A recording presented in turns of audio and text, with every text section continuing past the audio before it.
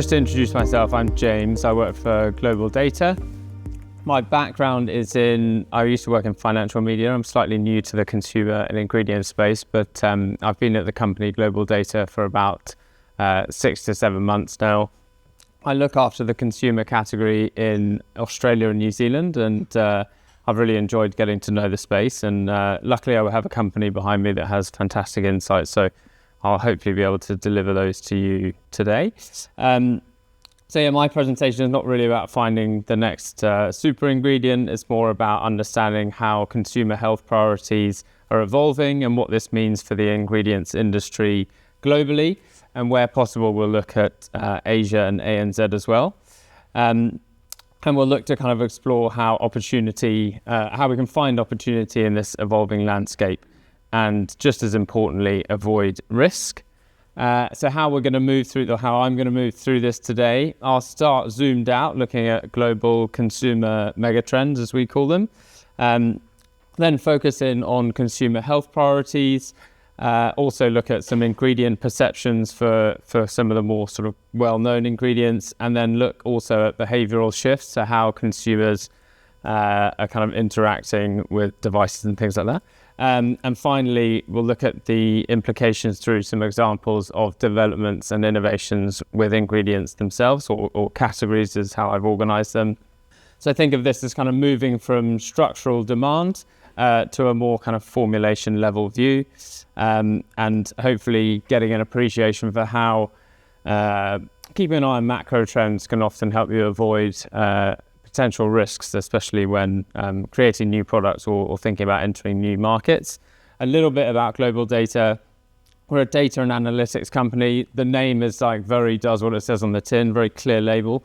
It just does data globally. So we're also a consulting company. We provide proprietary information and expert analysis, and consumer ingredients is like a pretty decent space for us. So we've got some good information in that area, and we work with lots of kind of global ingredient suppliers like Olam there that gave us a very nice testimonial the other day.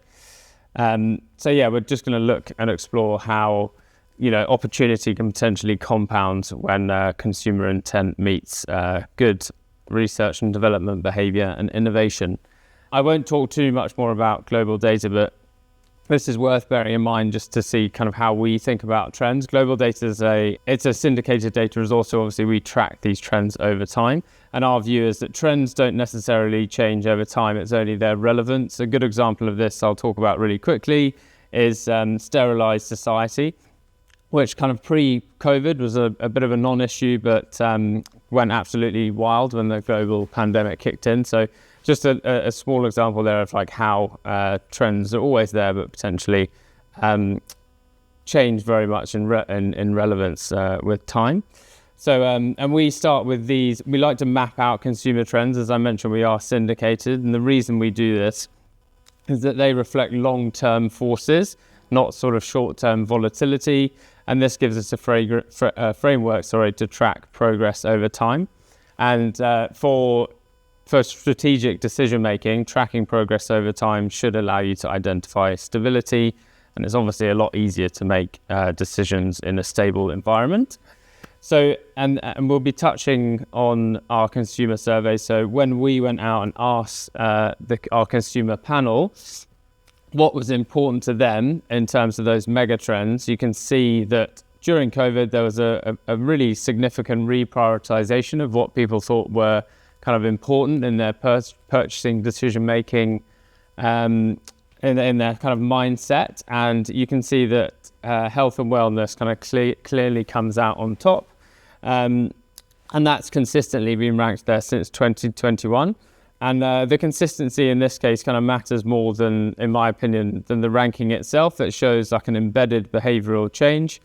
And today we'll explore like the consumer attitudes within that health and wellness space. And another point that does come out of this is that health and wellness is no longer seen as kind of reactive. It's really baked in and become quite habitual in terms of how people think about products and food and things like that.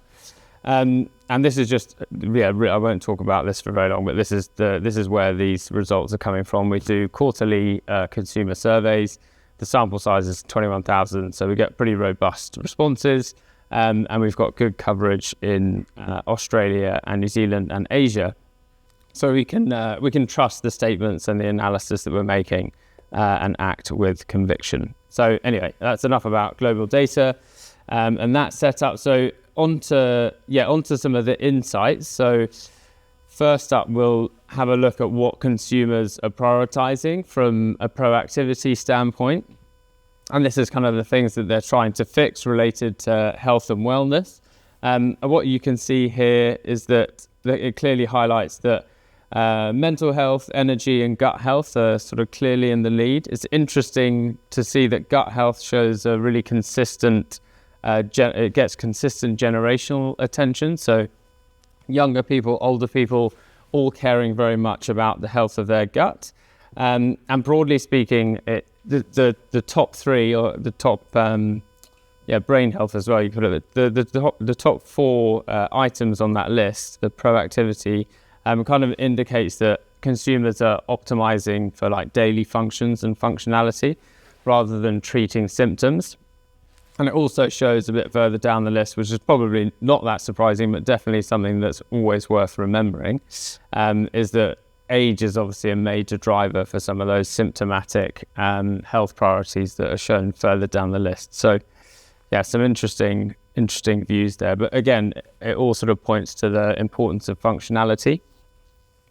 This is having a look at everything on a regional basis. And what I think is very interesting about this is that Asia and ANZ, if you extrapolate them and the results that they provide, they're super proactive versus some of the other maybe more mature consumer markets. So what does this show? It shows that they're very open to innovation, and it's a region that's obviously primed for kind of functional positioning and potentially for new functional products. So yeah, it's a good market to be selling in that sense, and to be considering that kind of messaging and those ingredients and products, for example. Yeah. And just later on, I will talk about some topics that come from these kind of research papers. So I just thought I'd name check them now. And I appreciate that we cover like lots of stuff. So if you see anything that's interesting, please feel free to get in touch, and I can send you the reports that go much more into the weeds of some of these topics. The one, for example, the top consumer trends in health, for example, it talks a lot about vitamins and supplements and things like that. So if you want to get into that, please feel free to get in touch. But just name checking some of the resources that I'll be talking about in these later slides. So now we understand what the priorities are. We can zoom in a bit on ingredient perceptions from consumers. And again, this is related to kind of the health and wellness lens. This is, I guess maybe a negative slide. So it's like what people avoid. Consumers are very clear on what they want to avoid, like sugar and artificial additives and saturated fats. I was a little bit surprised that sugar gets a really bad rap where I'm from in the UK, but I know that artificial sweeteners also get a bad rap in lots of markets. So it's interesting there are some companies that are doing a good job of how you frame sugar. Like you can say cane sugar to make it have a more natural sound. So there's a lot of anyway, sorry, that's just me saying that. I was a bit surprised about the sugar result. But it means that innovators and new product development, you really need to consider the positive elements, but also the negative ingredient stigmas just as much as those positive ones. And I think this kind of highlights the evolution of and the expectations that are now embedded around kind of clean label and natural ingredients, and the preference for that. And also just the avoidance is just as powerful as aspiration in terms of consumer preferences. Onto a slightly more positive side of ingredients. So looking at functional ingredients and awareness around these. So vitamins, and this is kind of all tied to trust. So vitamins dominate the trust and how people perceive them. And omega and probiotics really, really sit kind of comfortably behind as recognized as positive ingredients. I think what you can take from these kind of slides is that education is really important to unlocking growth of new kind of, or I say less recognized functional ingredients. A good example of that is in looking into it's like kombucha, for example, which is becoming much more widely prevalent, and I think it's a lot about how people understand how that affects your gut health and all the great benefits around that. But yeah, anyway, so a lot of it's tied to how well known it is. And obviously energy was one of those key trends at the start. So we're just zooming in a little bit on energy here. I think electrolytes is a really good example of an area that's now just completely mainstream, and it's accepted as having a very positive effect on your energy levels and your kind of daily function. And then again, this is another point about kind of the demographic changes by age. If you look at caffeine, it's broadly speaking say positive, but it's broadly speaking its association is it positive? Broadly speaking, its association is like balanced across generations. But if you look at a newer ingredient like guarana, that shows like a massive generational difference, and it's just worth bearing that in mind if you have a certain ingredient, just to always be wary of by market kind of what generations and what demographics might take issue to a certain ingredient or the use of it. So it's worth bearing in mind.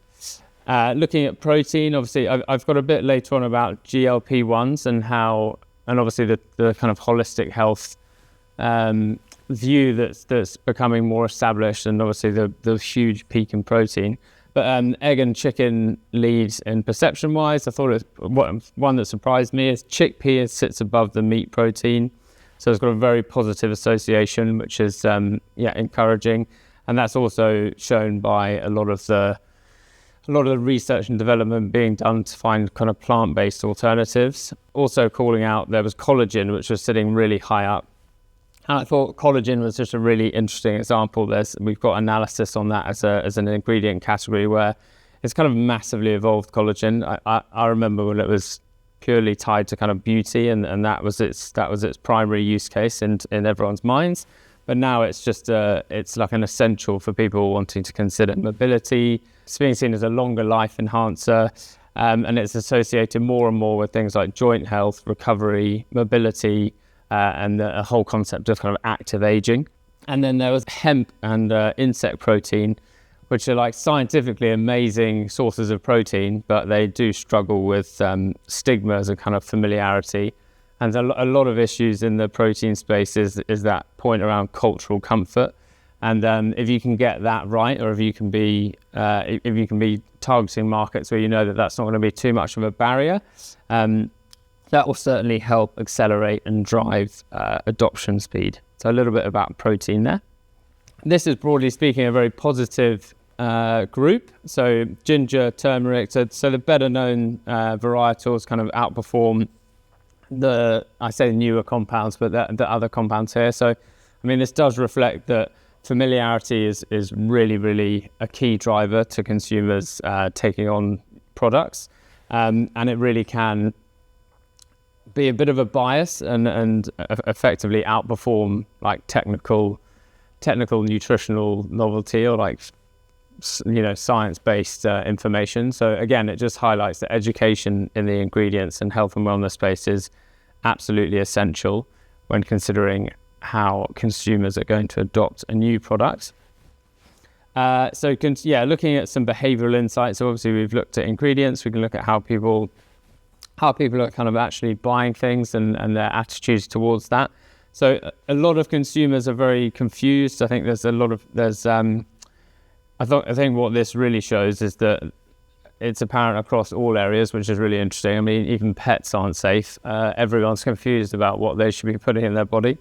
I think this just shows that there's a very, very crowded claims environment, and clarity is super important if you're looking to get into this functional space, especially. Like, clarity is essential, and complexity is in a lot of cases like a major commercial disadvantage. So if you are in that science-based area, you've got to be very careful about how you're communicating your product or your supplement, for example.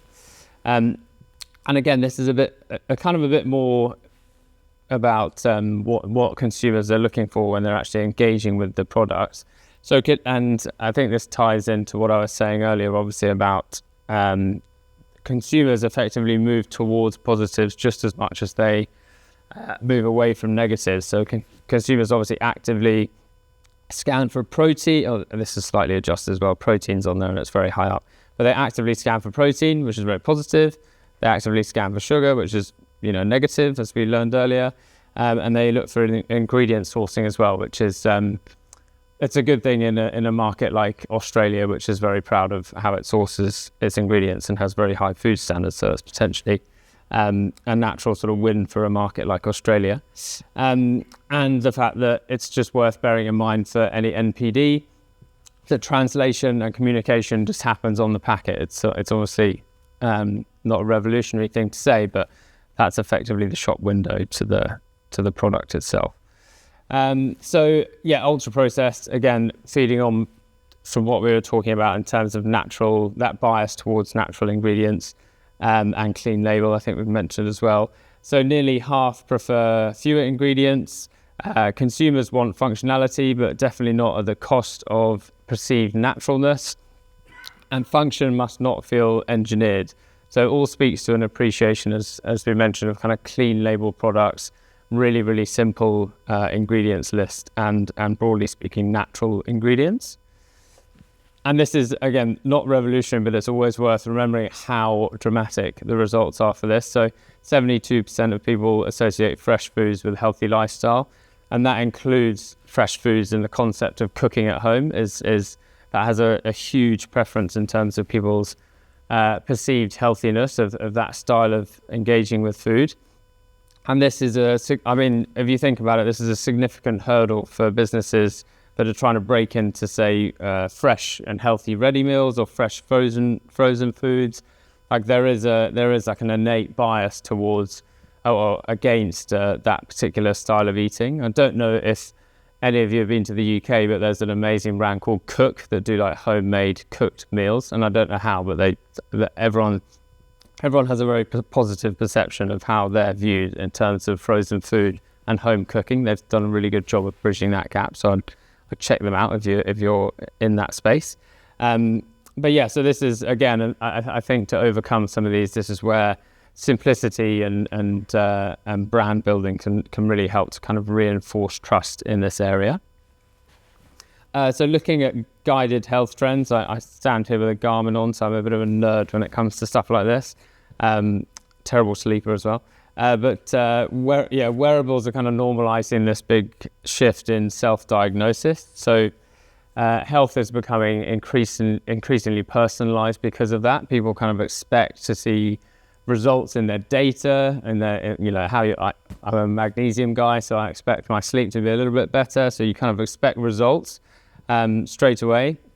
And we've actually recently released quite an interesting paper on DNA level diet customization, and the supplement spoon that is potentially going to come alongside that. So it's just worth bearing in mind that there's a big evolution about consumers' expectation about nutrition, and how it sort of is becoming more customizable and has to align with their personal goals and results. And annoyingly, they have data to tell whether their product's actually working. So it's like, you can't really hide as much as you could.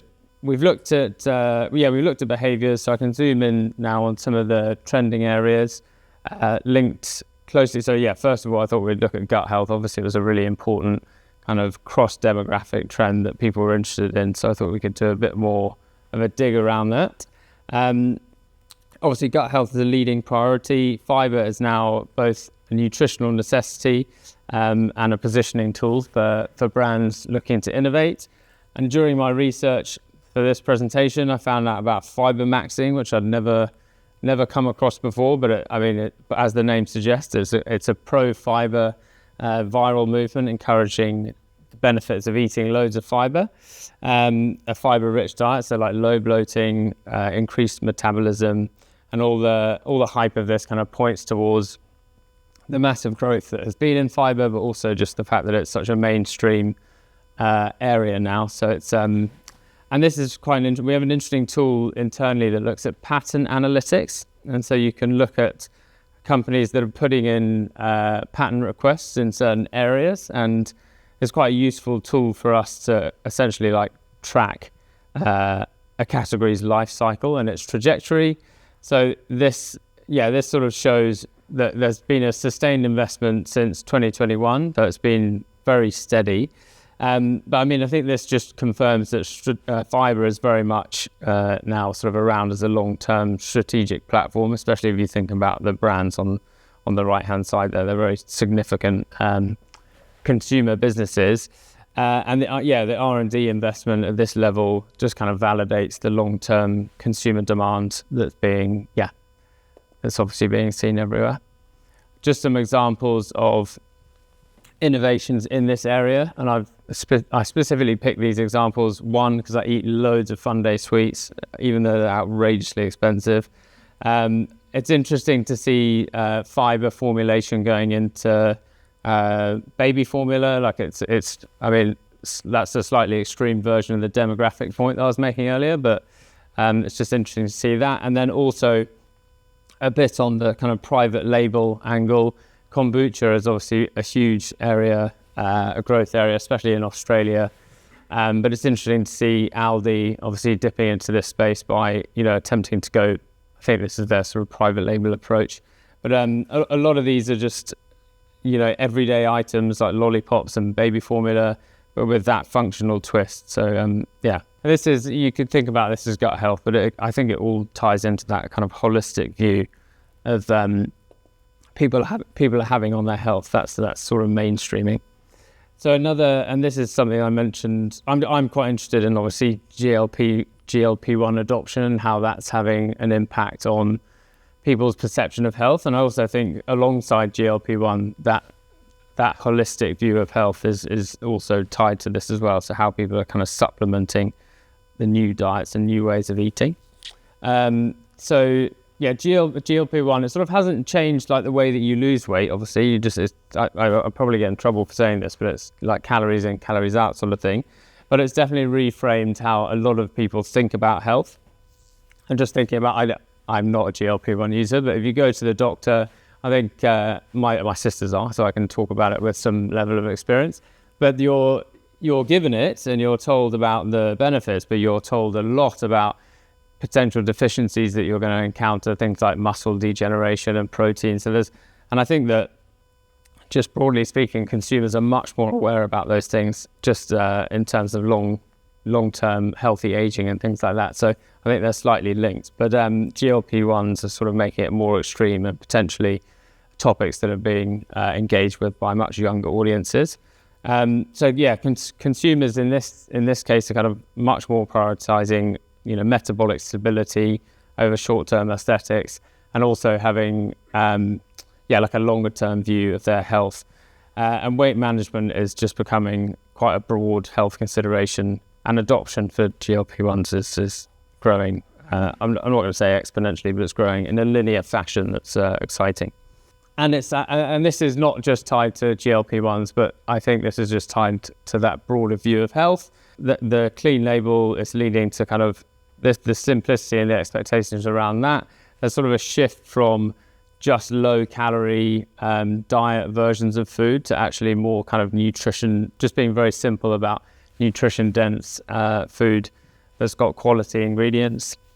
And then stable energy, a lot of that is around, you get a lot of that through gut health messaging and the gut health products that you get, and there's kind of 360 benefits you get from having a healthy gut. And then also muscle retention.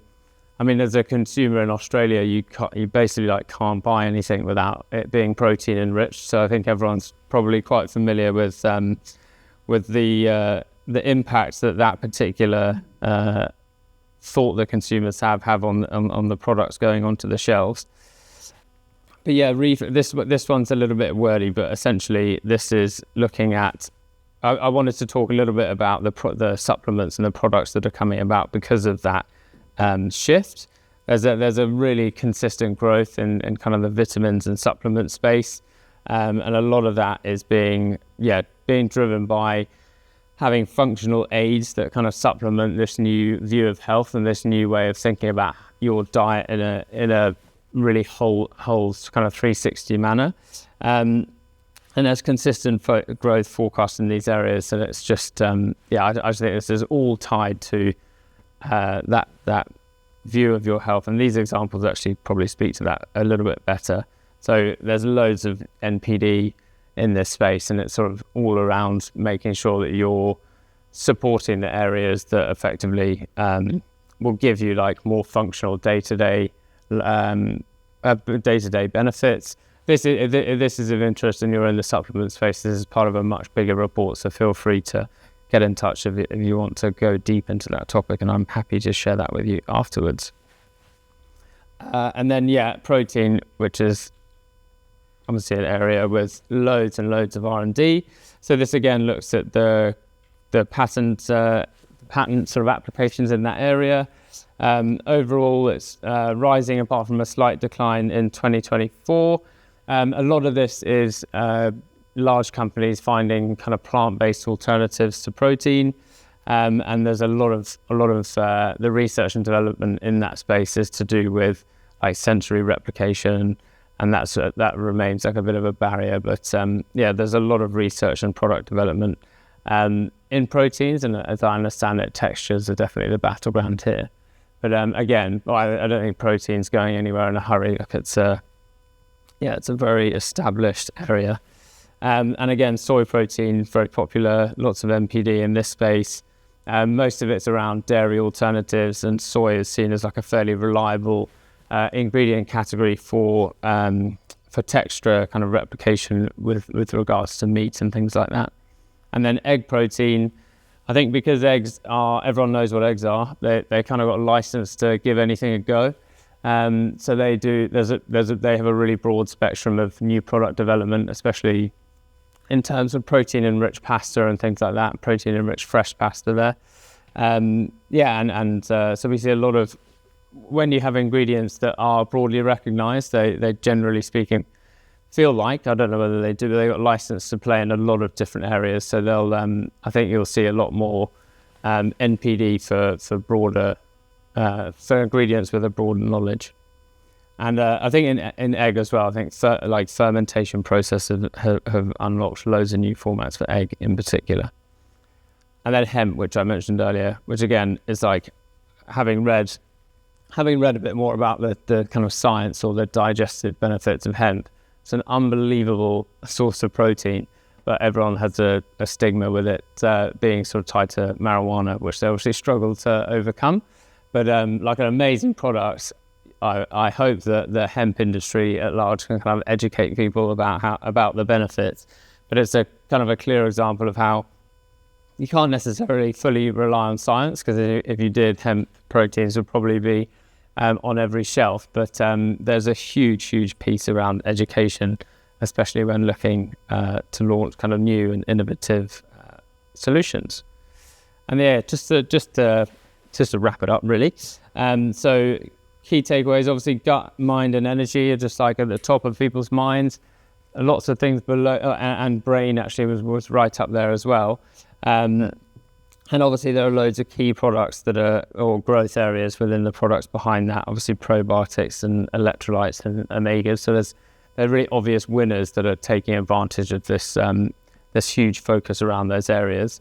But also I think one of the biggest takeaways is the fact that familiarity is such a key advantage and a growth driver for a lot of these ingredients companies. Clean, again, people don't like complicated things. You've got to be very wary if you're in the science space in terms of ingredients. They want simple, understandable, transparent labeling.